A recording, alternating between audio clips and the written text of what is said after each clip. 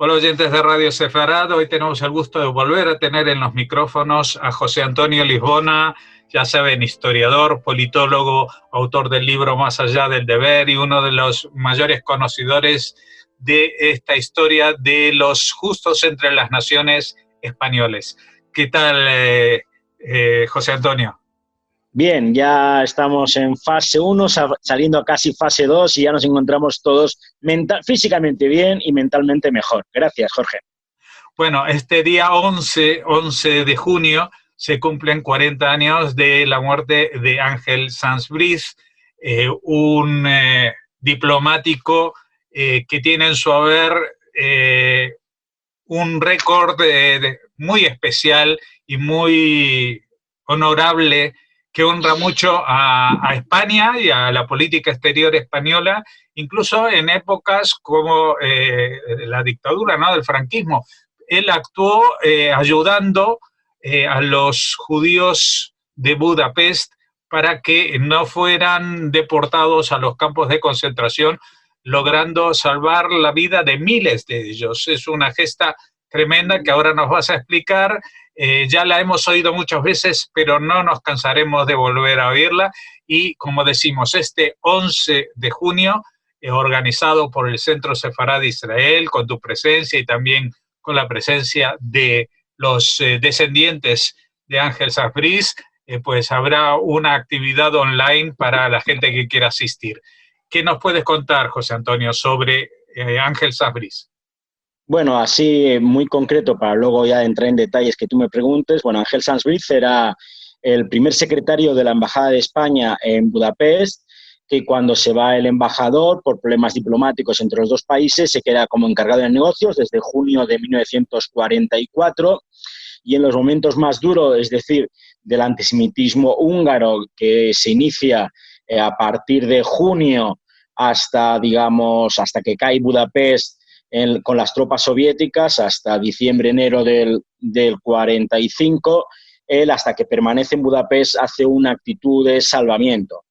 Él, efectivamente, como tú dices, tiene en su haber salvado, tanto en dos fases: una, entregando documentación de protección y al mismo tiempo dotando de casas protegidas, casas estrelladas, para alojarlos a un torno a unas 5.000 personas, 5.000 judíos. Se da la circunstancia que mientras otros diplomáticos españoles repartidos por Europa hicieron una loable actitud humanitaria como la que hizo Sanz Briz, pero básicamente lo hicieron para compatriotas suyos con pasaporte español, puesto que eran de origen sefardí y tenían nacionalidad española, la singularidad de Sanz Briz requiere varios aspectos. Uno es que, en base al decreto de Primo de Rivera en 1924, que se concedía la nacionalidad a ciertos protegidos españoles de origen sefardí, se podía extender la nacionalidad. En aquellos momentos en Budapest no había más de 11 sefardíes, pero él logra primero conseguir de las autoridades húngaras que le concedan primero 200 y después 100, es decir, 300 pasaportes, y él los convierte en más de 4.000. Y de los 4.000 que él salva, o por lo menos que salva dando documentos de protección, solamente había 11 sefardíes, porque el resto eran askenazíes. El plan de Sanz Briz es realmente un plan muy inteligente. Él sabía que la autoridad húngara solo le había concedido 300 pasaportes, por lo tanto, solo podía haber 300 documentos y, por lo tanto, 300 personas. Y, en primer lugar, convierte esas 300 documentos unipersonales para que fueran 300 documentos unifamiliares, por lo tanto, para familias. Pero da un paso más allí.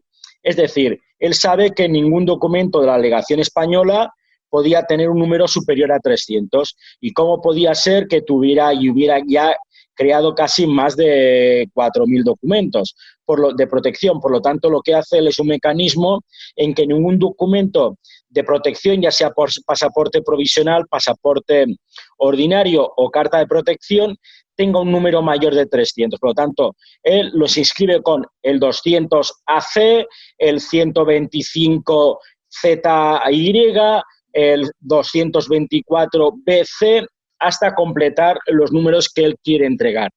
Esa es la gran hazaña de Sansbury en un momento donde ya no solamente entre mayo y junio, en 3 semanas, 500.000 de judíos húngaros van a Auschwitz, sino que posteriormente, en octubre, cuando los nazis dan el golpe de Estado ante el almirante Horthy, el regente, y colocan a un ultranacionalista, fascista, Szlachta, de las Cruz Flechada, y entonces ya llega la solución final también con Eichmann en propio Budapest.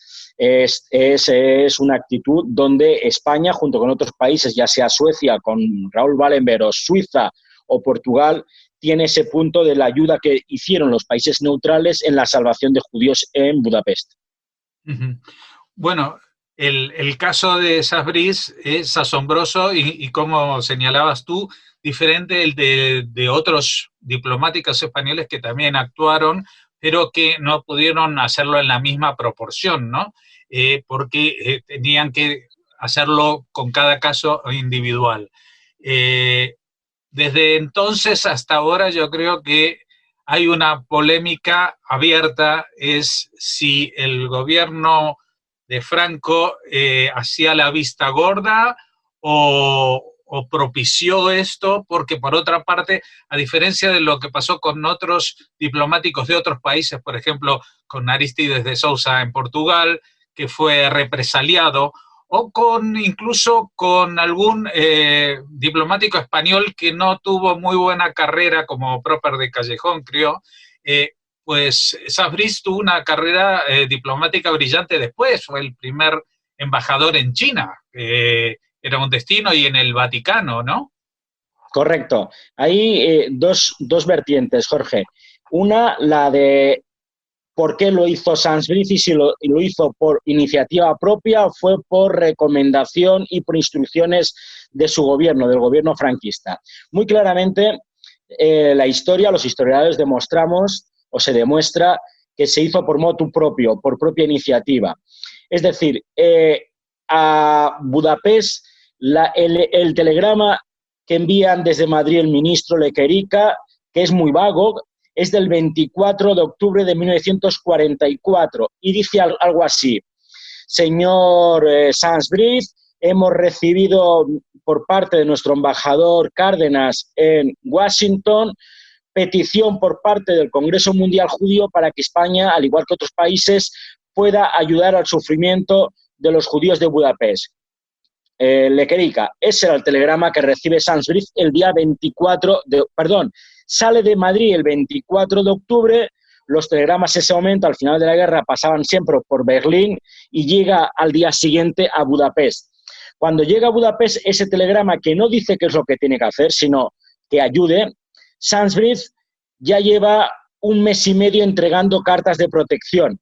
Es decir, cuando llega el 24 o 25 de octubre, Sansbury, por iniciativa propia, ya ha entregado casi 2.000 documentos de protección. Él ya ha ideado la petición al ministro de Exteriores y al ministro del Interior húngaro de que los judíos húngaros eran de origen sefardí, por lo tanto utilizaba un decreto que ya estaba derogado de 1924 para conceder esos 300 pasaportes que luego convierte en casi 4.000 y que luego hasta 5.000 son por otras vías. Por lo tanto, la historia y los documentos demuestran que cuando llega instrucciones, es decir, a partir del 25 de octubre, Sansbury se siente liberado porque tiene ciertas instrucciones de su gobierno, pero él ya por iniciativa propia ha concedido 2.000 documentos. A lo que dices tú es cierto, Sansbury es uno de los diplomáticos, de los media docena que están justo de las naciones en Yad Vashem, o otros 10 que han hecho méritos suficientes para también obtenerlos y que en un momento dado el gobierno español creo que iniciará los trámites para solicitarlos. Él, desde que acaba la guerra, igual que el resto de diplomáticos, entra en silencio y en olvido, porque él sabe perfectamente que el régimen de Franco se ha apropiado para sí la historia de la salvación que han realizado su personal, los diplomáticos, ya sea Bernardo Roland en París, ya sea Próper de Callejón en Burdeos, ya sea Santaella en Alemania, Berlín, ya sea Romero Radigales en Salónica y en Atenas, solo mencionar los justos. El régimen de Franco, después de la Guerra Mundial, en esos años del 46 al 49, se encuentra con lo que se llamó el aislamiento internacional, el veto de Naciones Unidas para que ingresase y que uniera la Sociedad de Naciones. Los aliados, el resto de países veían a Franco y al régimen de Franco como un aliado de Hitler y Mussolini, de aquellos dos regímenes que habían querido exterminar al mundo judío y que eran causantes de la barbarie nazi y del Holocausto, de mayor muerte de 6 millones. Por lo tanto, lo aislaron a Franco. ¿Y Franco qué hace? Quiere demostrar al mundo que él había sido bueno y que había tenido actitudes humanitarias, y desarrolla una política de propaganda y publicidad donde aquellas acciones que habían desarrollado sus diplomáticos, entre ellos Hans Brind, se las apropia y manifiesta que lo ha hecho España y lo ha hecho el propio Franco. Es decir, en el año 49 existen documentos, existen 2 libritos, 2 folletos que desarrolla el gobierno español. Uno se llama Franco y los judíos, España y los judíos, de 1949, y otro folleto en inglés también, España, Franco y los judíos, también del 49, de la Embajada de Washington, donde durante 50 páginas no se menciona a ninguno de los diplomáticos con su nombre y apellidos y simplemente se apropia de la historia de ellos. Viendo eso, ni Sans Brief ni ninguno de los diplomáticos mantuvieron una promoción de sus actitudes porque sabían que eso le podía costar sus carreras y su desarrollo. Además, hay que decir que es cierto, Sans Brief fue un diplomático que tuvo destinos importantes, tuvo 6 destinos seguidos de embajador en Guatemala, Guatemala, Perú, Holanda, Bélgica, primer embajador en China y embajador ante la Santa Sede. Pero también es cierto que su cuñado era el ministro de Exteriores, Castilla, y al mismo tiempo podía ser una persona del régimen, pero no una persona antisemita, ni iba a actuar en contra de su ministerio. Es más, cuando por 2 ocasiones, en el año 63 y en el año 70, el gobierno de Franco le pide al propio Sans Brief y a otros diplomáticos que pongan en unas cuartillas sus impresiones y sus recuerdos, él sabe cuál es la política gubernamental y él escribe que lo que hizo lo hizo en nombre de su país y en nombre de Franco, quitándose cualquier mérito. Y eso fue por lo que poca gente sabe, pero es cierto que Sans Brief, para honor de España, fue el 121 de los Justos de las Naciones. Pensemos que el último dato oficial que hace público Yad Vashem es el del 1 de enero del 2019, del año pasado, y en esa fecha había 27.362 justos. Yad Vashem se crea en 1953 y 10 años más tarde, en 1963, se crea el título, el galardón de Justo de las Naciones. El expediente Sans Brief se comienza a estudiar, que lo presenta unos judíos sefardíes, en 1965, en noviembre, si no me equivoco, y se resoluciona en positivo en febrero del 66. Por lo tanto, pensemos que Sans Brief es el número 121, uno de los primeros en recibir ese honor, pero lo recibe un diplomático español, una España de Franco, que mantenía entonces lo que se llamaba la tradicional amistad con el mundo árabe y que no mantenía relaciones diplomáticas con Israel. Yad Vashem, en el protocolo de entrega del galardón, tiene una condición, que es que el galardonado tiene que recibirlo en suelo israelí. Por lo tanto, solo hay 2 circunstancias: o se va a Israel, a Jerusalén, a recibirlo en la sede de Yad Vashem o en Israel, o se recibe en una de las embajadas de Israel porque es territorio extracomunitario. España no tenía relaciones con Israel. Cuando se le concede, él es el embajador de España en Perú, le informa el embajador israelí, Nathaniel Lers, un hispanófilo, y Sans Brief lo comunica a su ministerio, le comunica: oye, he recibido este premio. Engaña un poco, no dice que es un galardón de Yad Vashem, dice: es posible que me quieran poner una calle en Jerusalén y podría ir a Israel. Entonces el ministerio, incluso su propio cuñado, le dice que no es conveniente, pues que en ese momento no se mantenían relaciones y teníamos actitudes positivas con el mundo árabe. Al año siguiente él es embajador en Holanda y pasa lo mismo.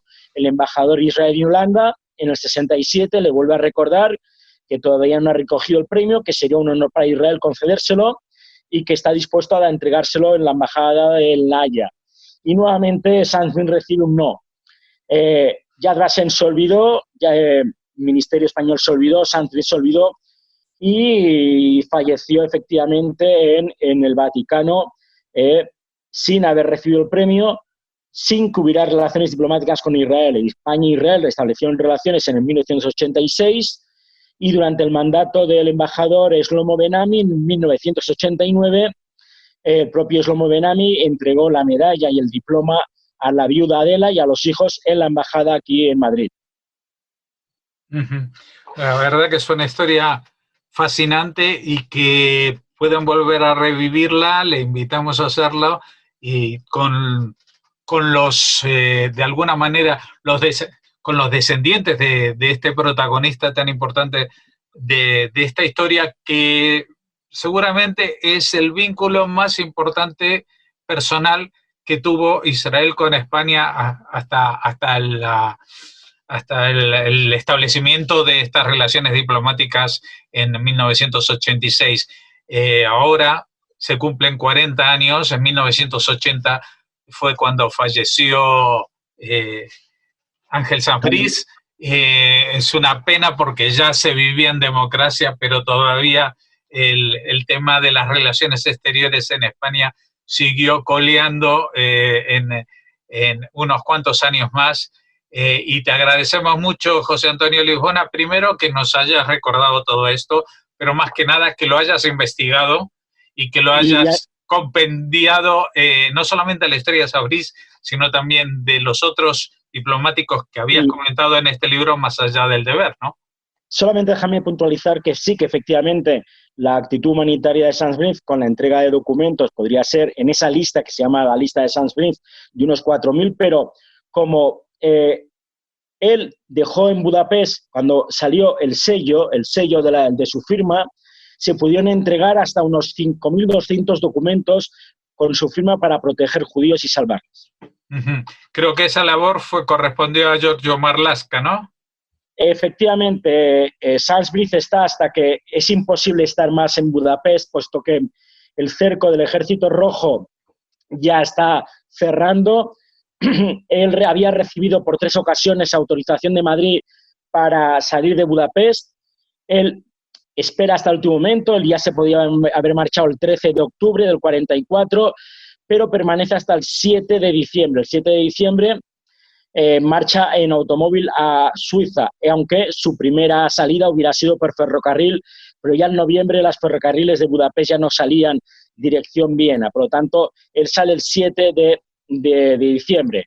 Y su gran colaborador, italiano llamado Giorgio Perlasca, que le entrega el propio Sanz Briz el pasaporte número 22 con el nombre de Jorge Perlasca, había sido su colaborador con Ángel Sanz Briz. Con Sanz Briz había protegido las casas, les llevaba comida, ayudaba a los judíos, y cuando marcha Sanz Briz el 7 de diciembre, él ejerce y se inventa el cargo de cónsul de España en Budapest, cosa que era falso, era un impostor, asume ese cargo y asume que él es el representante de España. Y efectivamente, desde el 7 de diciembre, en que se encuentra como cónsul impostor falso de España en Budapest, hasta que entran las tropas soviéticas el 13 de febrero, él desarrolla y continúa las instrucciones que le había dado Sanz Briz de seguir protegiendo al mayor número de personas y seguir dotándoles de casas para protegerles. Es la continuación de la gran acción de Sanz Briz. De junio hasta diciembre de Sanz Briz, con una situación muy difícil entre octubre a diciembre, y de diciembre a febrero la de Jorge Perlasca. Pues lo dicho antes, muchas gracias José Antonio Lisbona, que siempre has estado aquí para ilustrarnos también sobre estos pasajes. También hemos tenido aquí una serie que hemos reeditado y que recomendamos justamente a partir del establecimiento de las relaciones diplomáticas entre España e Israel, siempre en este tema de las relaciones entre estos dos países. Muchas gracias y hasta la próxima. Muchas gracias, Jorge. Estoy a vuestra disposición, a la tuya y a la de Radio Sefarat.